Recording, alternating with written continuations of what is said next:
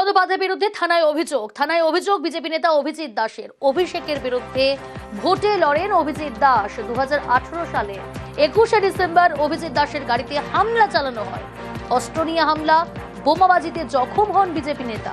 Diamond Harbour থানায় অভিষেক সহ 6 জনের বিরুদ্ধে অভিযোগ।